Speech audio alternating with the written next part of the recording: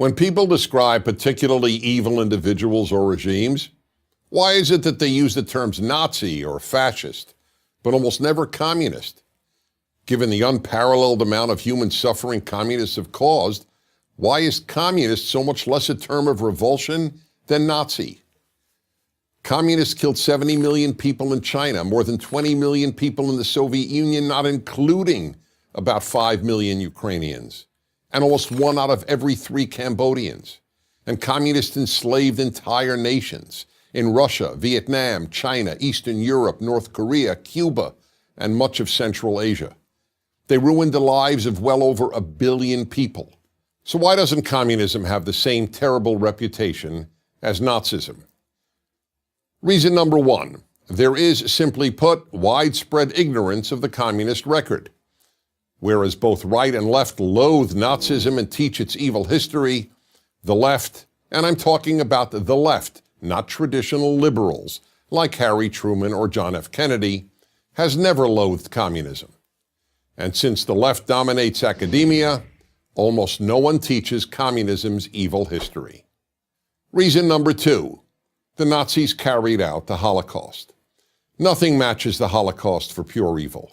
The rounding up of virtually every Jewish man, woman, child, and baby on the European continent and sending them to die is unprecedented and unparalleled. The communists killed far more people than the Nazis, but never matched the Holocaust in the systemization of genocide. The uniqueness of the Holocaust and the enormous attention rightly paid to it have helped ensure that Nazism has a worse name than communism. Reason number 3, communism is based on nice-sounding theories. Nazism isn't.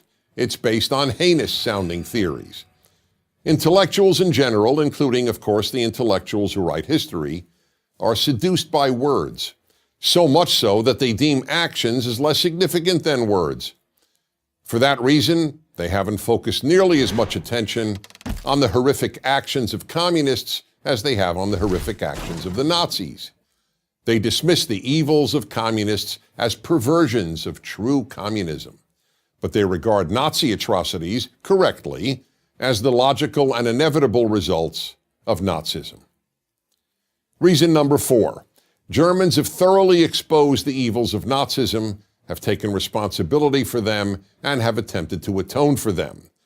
Russians have not done anything similar regarding Lenin's or Stalin's horrors. To the contrary, Lenin, the father of Soviet communism, is still widely venerated in Russia.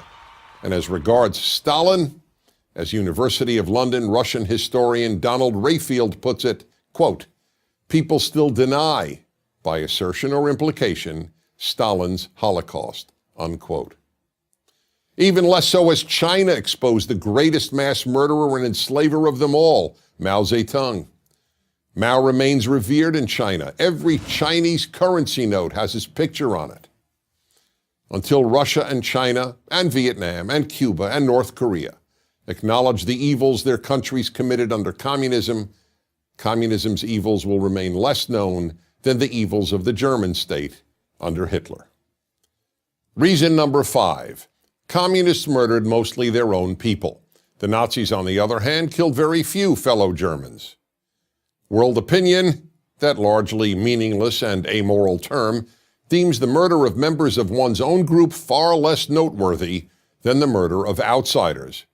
That's why, for example, blacks killing millions of fellow blacks in Africa elicits almost no attention from world opinion.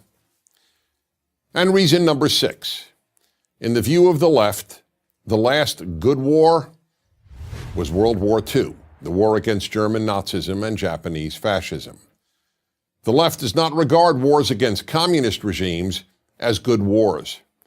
For example, the American war against Vietnamese communism is regarded as immoral, and the war against Korean communism and its Chinese communist backers is simply ignored.